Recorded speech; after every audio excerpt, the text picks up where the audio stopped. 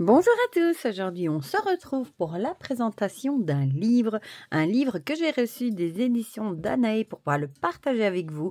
Il s'agit du guide précieux de magie botanique d'Amandine Lordem. Découvrez les usages pour la magie, la santé et la cuisine de plus de 45 plantes. Donc ils m'ont envoyé leur sortie à venir. J'ai pu faire un choix de deux ouvrages dans la sélection et celui-ci m'a tapé dans l'œil directement. Déjà, j'adore la couverture qui est tout simplement magnifique, vraiment très très belle et j'aime beaucoup la magie botanique, la magie des plantes. Voilà, donc je vous montre un petit peu la couverture et on va lire ensemble ce qui est écrit au dos. J'aime bien le petit serpent ici aussi. Alors, embarquez pour un voyage enrichissant en compagnie des plantes. De la cueillette aux élixirs, il y a beaucoup à apprendre pour travailler avec les plantes. Laissez-vous guider par Amandine Lordem, qui chemine sur la voie de la magie verte depuis presque 8 ans et abordé en détail plus de 45 plantes. Où les trouver, quand les récolter, quelle partie utiliser, leur correspondance magique, les légendes qui les entourent et bien sûr leurs différentes utilisations pour la magie, la santé et la cuisine. Illustré, complet et pratique, cet ouvrage vous encouragera à éveiller votre curiosité, à tester, à découvrir et à manipuler les forces qui vous entourent. Alors, tournez les pages de ce livre et soyez le ou la bienvenue dans l'univers merveilleux de la magie végétale. Voilà, donc il est au prix de 20 €, il est imprimé en France. Comme d'habitude, je vous mettrai le lien vers Amazon si vous avez envie de passer par là pour me donner un petit coup de pouce. Je vous mettrai ça dans la barre de description et sinon il est disponible partout. Voilà, donc on va le découvrir ensemble. Je vais déjà vous dire, il y a à peu près 236 pages. Voilà, comme ça vous le savez déjà. Et on va l'ouvrir ensemble. Voilà, il est sur un papier assez épais. J'adore ceci, ça fera un magnifique tatouage d'ailleurs. Avec ce hibou qui tient un croissant de lune comme ça. C'est super beau. Alors, on va regarder ça ensemble. Donc, on a un petit à propos de l'autrice. Ensuite, on a le sommaire. Donc, il est divisé en plusieurs parties. Déjà, on a comment aborder ce livre et un avant-propos. Évidemment, contre-indications et mise en garde. Une fois qu'on commence à travailler avec les plantes, dans tous les livres, il y a toujours des mises en garde et des contre-indications. Ensuite, la première partie, on va parler du comment on va utiliser les plantes, la cueillette, le séchage, la conservation des plantes, bien préparer son espace de travail et ses contenants, et les différentes façons de préparer des plantes pour toute utilisation. Et ensuite, la deuxième partie, on aura les 45 plantes qui sont classées par ordre alphabétique. Moi, j'ai été directement voir s'il y avait le thym, parce que j'adore le thym, ne me demandez pas pourquoi. Il y a le thym, il y a la sauge, les pissenlits, le lierre. Enfin, c'est vraiment des plantes qu'on trouve facilement chez nous. C'est ça qui est chouette. Parce que parfois, on a des livres qui sont traduits de personnes qui vivent dans d'autres pays et on ne les trouve pas facilement. Tandis qu'ici, on les trouve vraiment facilement. On a l'amande, par exemple. Enfin, voilà. La lavande aussi. Alors, la troisième partie, là, on va avoir vraiment les recettes mises en pratique avec recettes magiques, médicinales pour faire des cosmétiques et aussi des recettes de cuisine. Puis, on a la table des recettes. Ça, je trouve ça très chouette. On a une table des matières qui va reprendre toutes les recettes proposées. Donc, ça, c'est chouette. Des remerciements, une bibliographie et les ouvrages du même éditeur. Voilà, voilà. Donc, on va regarder ça ensemble. Donc, ici, comment aborder ce livre? Je vais vous le lire parce que c'est quand même important pour comprendre. Donc, elle vous dit que cet ouvrage n'a pas pour objectif de vous fournir des rituels tout prêts, car cela n'a jamais représenté mon apprentissage de ma pratique magique. En fait, ce livre est celui que j'aurais voulu avoir quand j'ai commencé mon grand voyage en compagnie des plantes. Car ce voyage sera forcément différent d'une personne à une autre. Et vous présenter des rituels tout prêts est à mes yeux dépourvu d'un de vos sens fondamentaux, l'intuition. Vous n'aurez pas la même sensibilité selon les plantes, selon les utilisations et selon votre mode de vie. Cet ouvrage a donc pour objectif de vous donner des bases pour vous guider dans vos choix de plantes, des différentes techniques d'extraction ou d'utilisation, des ingrédients nécessaires pour vous permettre de développer vos propres recettes, qu'elles soient magiques, cosmétiques, médicinales ou même gustatives. J'ai envie d'éveiller votre curiosité, de vous inciter à tester, découvrir, manipuler les forces naturelles qui nous entourent. Je n'aurai jamais la prétention de me dire experte, car le monde végétal, nous serons élèves toute notre vie. Mais c'est un apprentissage merveilleux et passionnant que je vais tenter de vous insuffler entre ces lignes. Et bien sûr, je ne pouvais m'empêcher d'illustrer ce livre car le dessin a forcément joué dans ma compréhension des plantes et de leur symbolique toujours présente dans mes illustrations. Je vous invite à lire attentivement la section contre-indications et mise en garde car la consommation de plantes sauvages ou du jardin n'est presque jamais anodine. Il existe toujours un risque de se tromper. Il y a malheureusement tous les ans des intoxications dues à une mauvaise connaissance des plantes. Beaucoup peuvent se confondre, alors prudence. Voilà, c'est bien de le rappeler. Alors ici, elle va expliquer la notion de se connecter aux plantes. Voilà, donc elle dit ça peut prendre du temps, la connaître, la dompter, l'amadouer, puis développer une certaine connaissance de celle-ci, peut-être même une amitié secrète.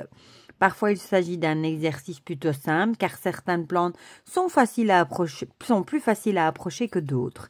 Il y a autant de raisons à cette facilité ou au contraire à cette difficulté qu'il y a d'êtres humains. Car il y a là d'abord la proximité que nous avons avec la plante, la fréquence à laquelle celle-ci croise le chemin de nos vies, si elle fait partie de notre enfance ou une partie de notre histoire.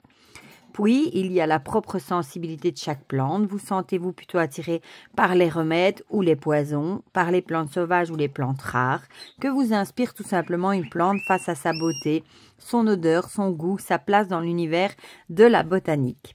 Il est important de rappeler que les correspondances magiques de ce livre sont basées sur des corrélations générales. À vous de développer votre compréhension de chaque plante au fur et à mesure de vos rencontres végétales. C'est un travail à part entière. Laissez-vous d'abord guider par vos premiers instincts face à une plante avant de creuser vos ressentis en la connaissant au gré du temps et de vos recherches. Voilà. Donc ici, on a la fameuse contre-indication mise en garde. Regardez-moi comme c'est joli pour illustrer le premier chapitre. Comment utiliser les plantes avec ce magnifique dessin avec un papillon. Voilà, donc ici on va parler du coup de la cueillette, du séchage, de conservation des plantes, comment et quand récolter, les outils aussi, bien préparer son espace de travail. Vous voyez, il a mis des petits dessins. Voilà, ici on a une recette d'huile aux plantes solarisée, facile à faire et à la base de nombreuses recettes. Voilà, vous voyez, recette de base pour réaliser ses onguents, recette de base pour des lotions. Alors, on parle aussi des utilisations magiques, rituelles, des sachets, spell jars, bâtons de fumigation, talismans, bougies, etc. Poudre magique, comment consacrer la plante. Les correspondances magiques, ici par thème, hein. Par exemple, je ne sais pas, moi, pour la concentration, on va prendre la lavande, la mélisse, la menthe, le romarin, sauge, ail, basilic, marjolaine, origan. Voilà, donc vous voyez, il y en a pas mal.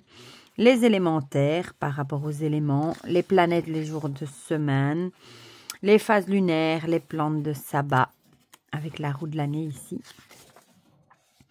Les couleurs aussi pour réaliser ces cosmétiques, les beurres végétaux, les conservateurs. Pour les bienfaits médicinaux, ici il rappelle des termes de phytothérapie.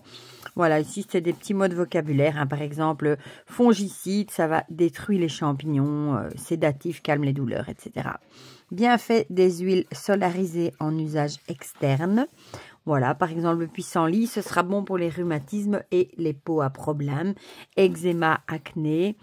Bienfait des décoctions de plantes en usage externe, par exemple l'amande poivrée, peau irritée et acnéique en cas de pellicule. Alors pour cuisiner, et alors ici elle vaut un petit jardin magique, voilà. Ensuite la deuxième partie, on va voir les plantes, voilà. Bon, on va peut-être pas prendre l'absinthe, peut-être plutôt, voilà, par exemple l'achillée millefeuille, hein.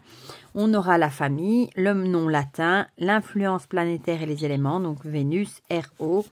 Les lieux de prédilection, la récolte et la partie utilisée, l'utilisation en magie, utilisation alimentaire, les bienfaits naturels. On a aussi la partie légende et coutumes. Donc ici, on retrouve aussi du coup l'illustration de la plante, hein, pour pas se tromper. Et alors ici, les recettes qu'on peut faire en magie, cuisine et pour le foyer. Voilà, et elle vous donne les différentes recettes. Et on a ça pour toutes les plantes, voilà. La camomille, par exemple, je vous en montre quelques-unes.